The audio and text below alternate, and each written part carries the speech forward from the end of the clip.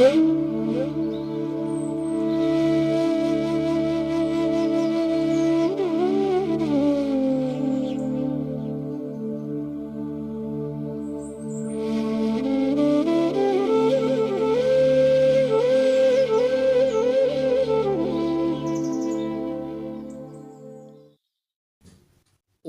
জননীং শারদাং দেবীং রামকৃষ্ণং জগদ্গুরুং পাদপদ্মে তয় শ্রিত্বা প্রণমামি মুহুর্মুহু।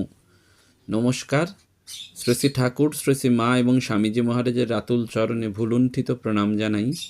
প্রাণারাম বাংলা ইউটিউব চ্যানেলে সম্প্রচারিত সৎকথায় প্রতিদিনের মনন এই ধারাবাহিক অনুধ্যানে আজকে আমরা বেলগাছিয়া শ্রী রামকৃষ্ণ সারদা সংঘের অধ্যক্ষা, যিনি আমাদের ছেড়ে রামকৃষ্ণ লোকে চলে গেলেন, পরম পূজনীয়া প্রব্রাজিকা দিব্য মাতাজির কথা স্মরণ মনন করব। এবং শুরুতেই আপনাদের বলে রাখা ভালো যে আগামী 26শে জানুয়ারি 2025 বরানগর মাতৃস্মৃতি মন্দিরে যে মূল্যবোধের আলোকে জীবন গঠনের সম্মেলনের আয়োজন করা হয়েছে, তার জন্য যে নির্ধারিত প্রবেশপত্র সেটি ইতিমধ্যেই বহু ভক্ত সংগ্রহ করে নিয়েছেন। আমরা আস্তে আস্তে হয়তো এই প্রবেশপত্র দেওয়া বন্ধ করে দেব, কারণ আমাদের কোয়ান্টিটিটা বড় কথা নয়, কতজন 500, 600, 1000 নয়, অল্প ভক্ত নিয়েই আমাদের এই সম্মেলন। অল্প মানে খুব অল্পও নয়, সেটি একটি ব্যাপক আকারেই সংখ্যা, কিন্তু সেই সংখ্যার মধ্যেই আমরা যেন কোয়ালিটিটাকে, গুণমানটাকে বজায় রাখতে পারি, সেটি আমাদের উদ্দেশ্য। এবং আপনাদের কাছেও স্বনির্বন্ধ অনুরোধ, যারা এখনও এই প্রবেশপত্র সংগ্রহ করেননি, অনলাইনে মাত্র 200 টাকার বিনিময়ে এই প্রবেশপত্র আপনারা সংগ্রহ করতে পারেন দুপুর 3টে থেকে রাত্রি 7টা।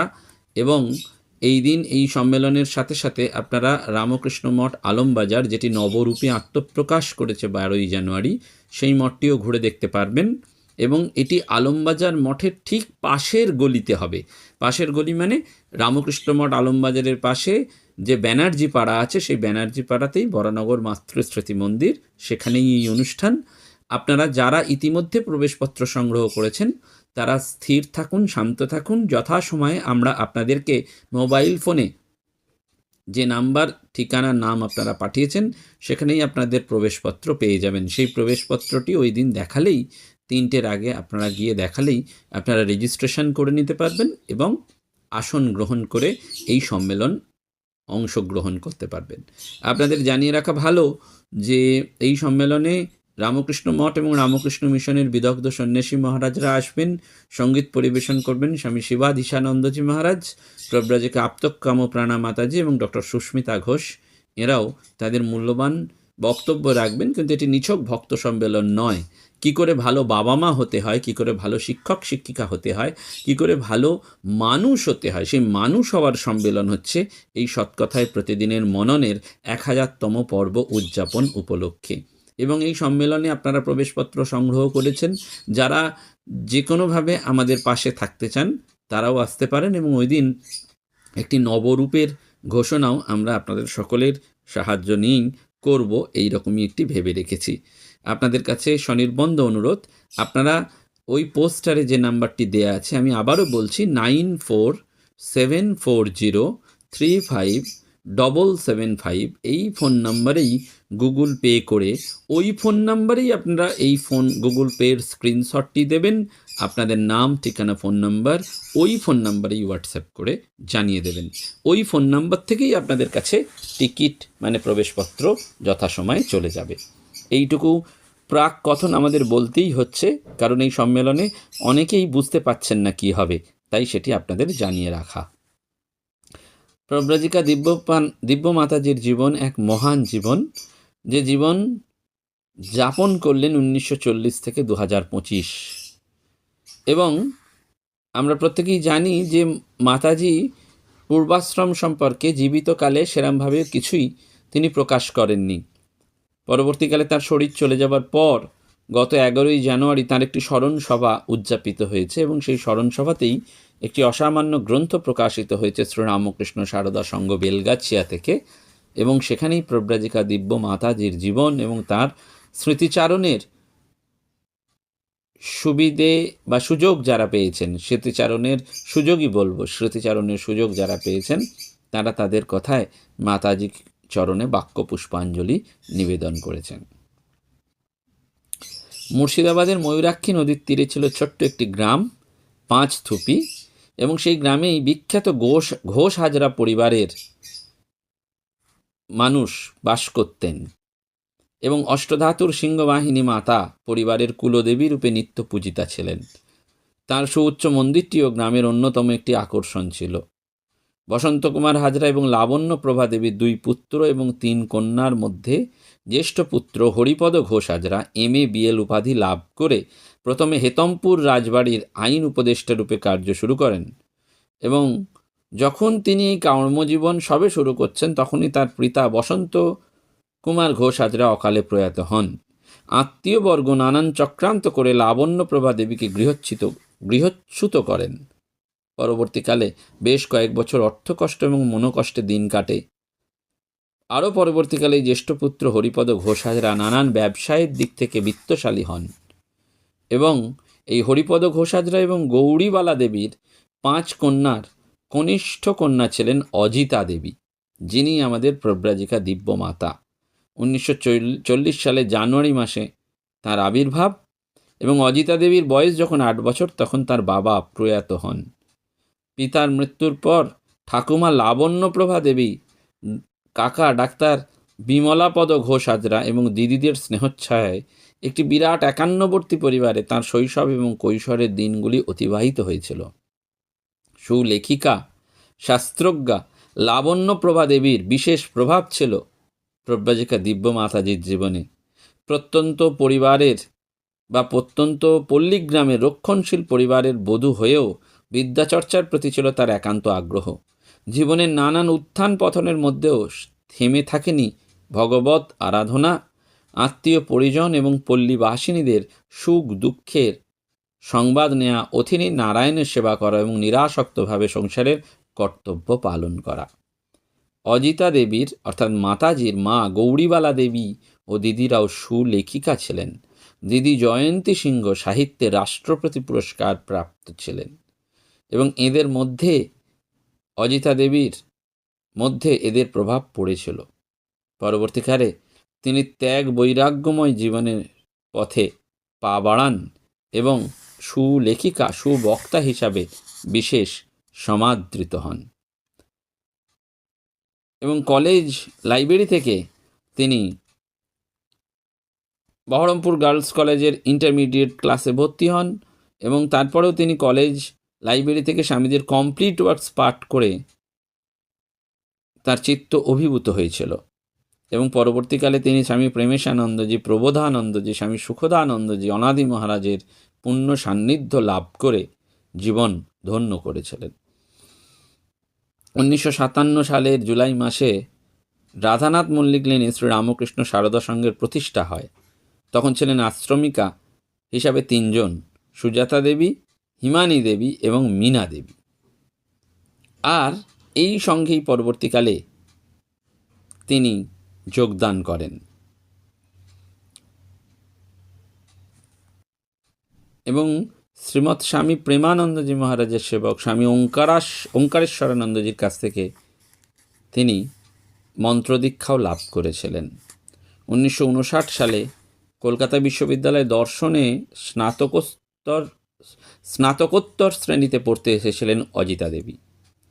ছোট্ট অপরিসর ভাড়া বাড়িতে আশ্রম ছিল এই অদূরেই রাধানাথ মল্লিক লেনে, সেখানে তিনি আসতেন এবং 1961-তে আশ্রমিকা রূপে পুরোপুরি যোগদান করেছিলেন।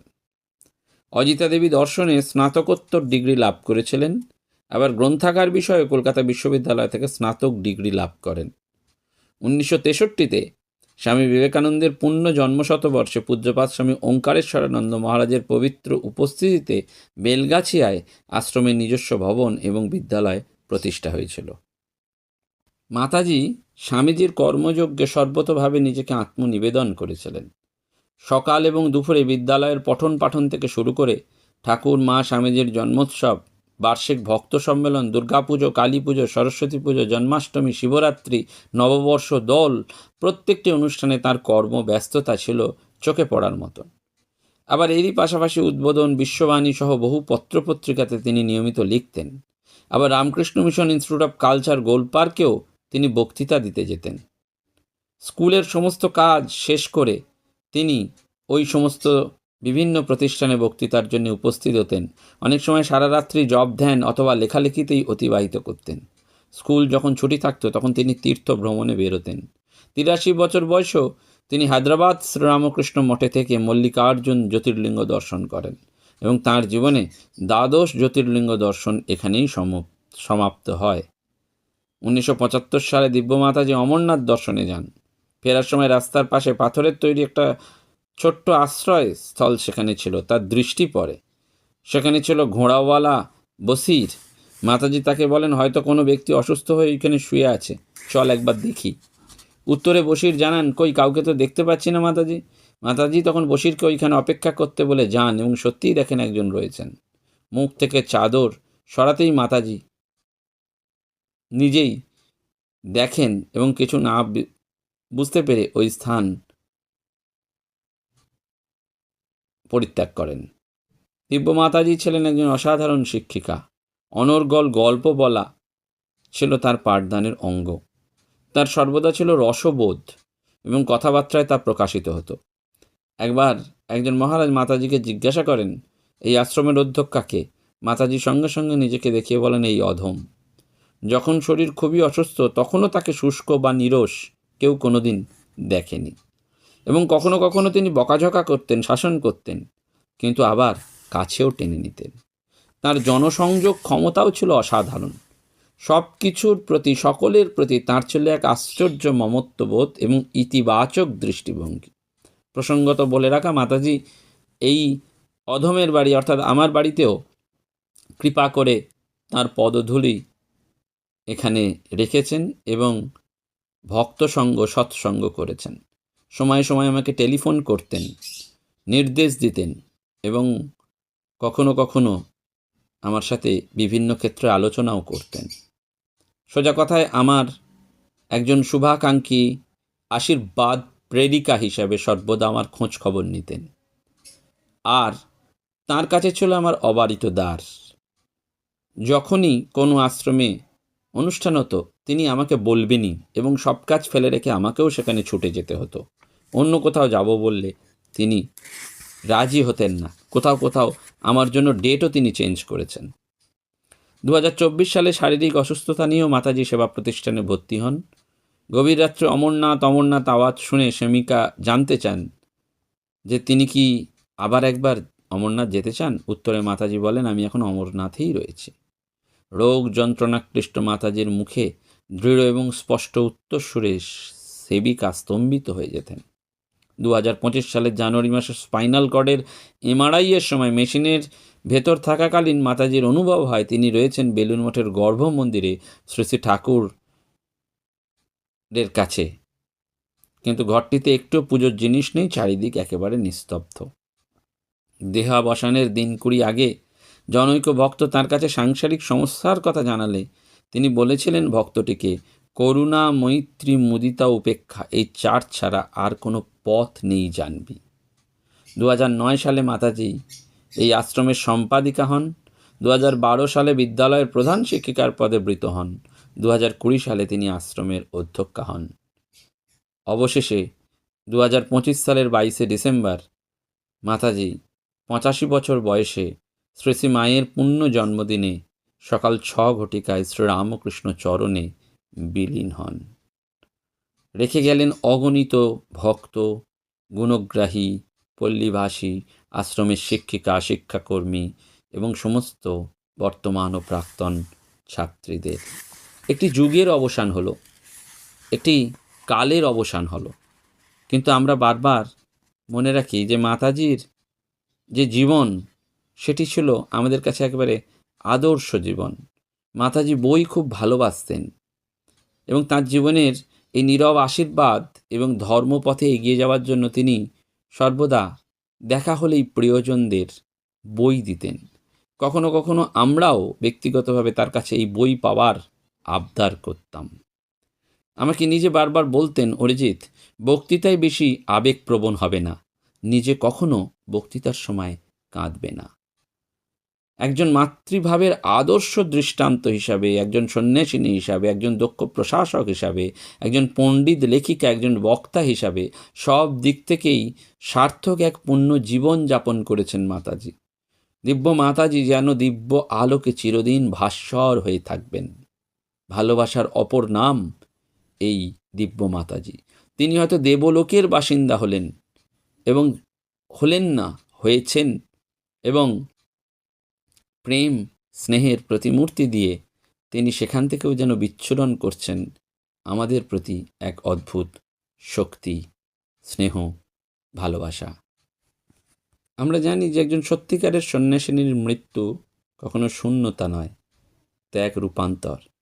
দেহের সীমা ছেড়ে তিনি আজ আরও বিস্তৃত। তাই যারা তার সান্নিধ্য পেয়েছেন, যারা তার আশীর্বাদে ধন্য হয়েছেন, তাদের জীবনের প্রতিটি শুভ চিন্তা, প্রতিটি সৎকর্মের মধ্যেই তিনি বেঁচে থাকবেন। এবং ওই সর্বদা একটা শুদ্ধভাবে, শুদ্ধ চিন্তায় দিব্য মাতাজি সর্বদা থাকতেন, আমাদেরও থাকতে বলতেন। তার মধুর ব্যবহার সকলকে মুগ্ধ করত। সবসময় তিনি মায়ের যত্ন, ভালোবাসা নিয়ে সঙ্ঘকে যেমন আগলে রেখেছিলেন, তেমনি আমাদেরও তিনি সব সময় আগলে রাখার চেষ্টা করতেন।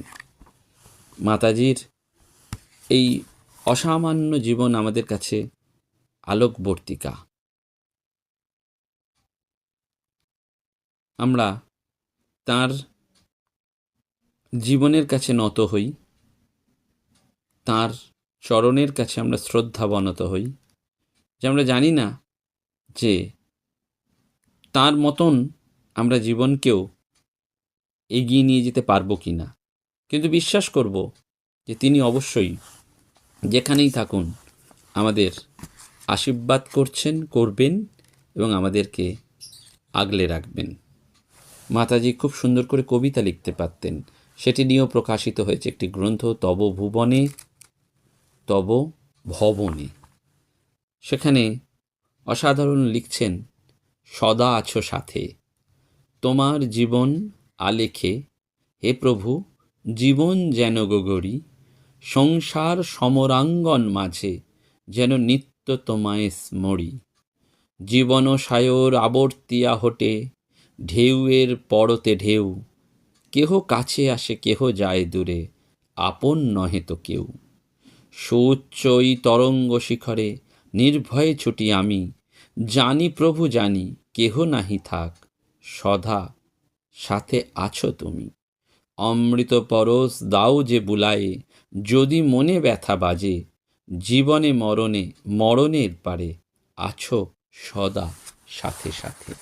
সত্যি সত্যি ভগবানের উপরেই নির্ভরতা, শরণাগতি তো সাধন জীবনের সিদ্ধি, এগিয়ে চলার পরিসমাপ্তি। মাতাজি সেইখানে ডঙ্কা মেরে চলে গেছেন। এক সাধু জীবনের অনন্য দৃষ্টান্ত হয়ে তিনি আমাদের কাছে মায়ের মতন সদা আছেন, থাকবেন, এই বিশ্বাস নিয়ে মাতাজির চরণে মুহুর্মুহুর প্রণাম জানাই। নমস্কার, ধন্যবাদ। প্রাণারাম প্রাণারাম প্রাণারাম।